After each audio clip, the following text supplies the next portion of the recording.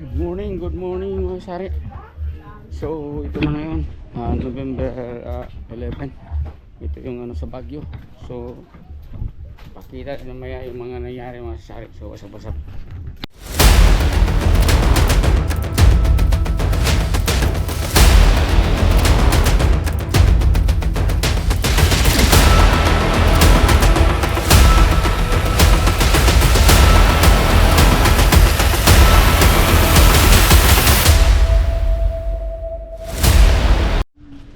So ito mga sari, medyo umambon man ngayon. Ang oras is mga 8. So ito yung kalangitan.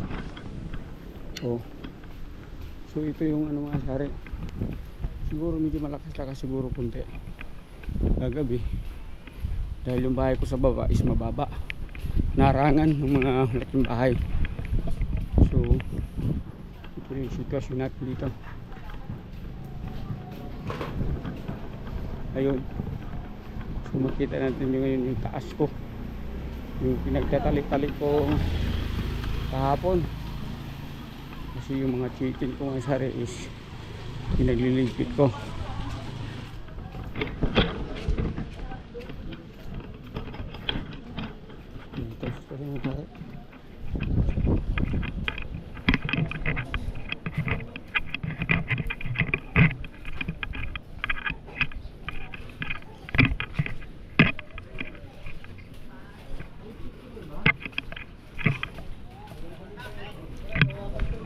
So dito tayo actually sa taas ng sari kung anong assault.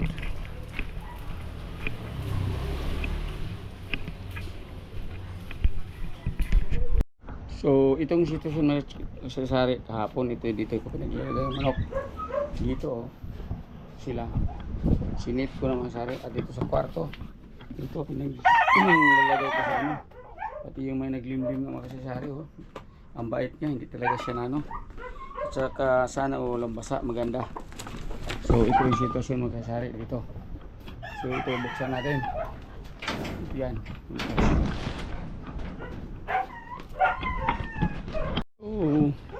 Ito yun mga kasari. Yung tambad sa atin ngayon, no? Ito ginawa ko itong ganitong sari. Tinakpan kasi dyan. Sa awa ng Diyos hindi naman tanggal plastic. Ibig sabihin yung hangin hindi masyadong ano. At saka pinagtala-tali ko mga sari, yung mga tali yan siya.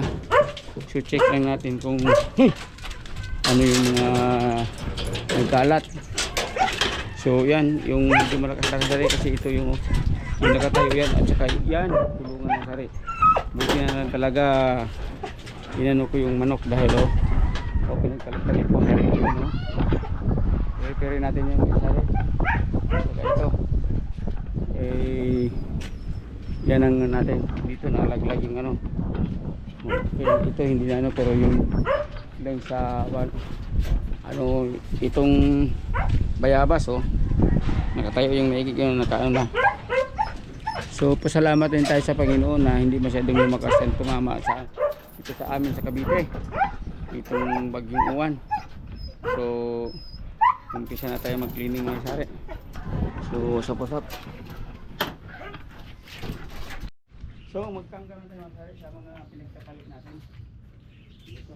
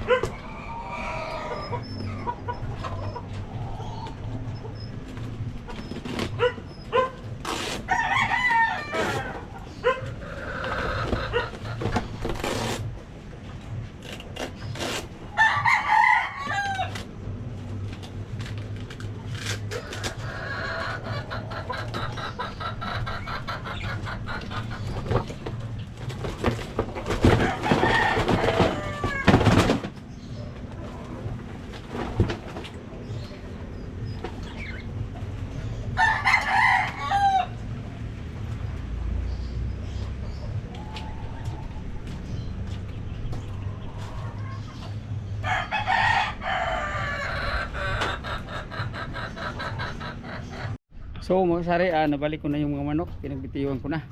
Ayun no. Nakawalan ko na sila. Ayun. Pero so magligpit pa tayo. Dahil pa tayong ligpitin. Ito.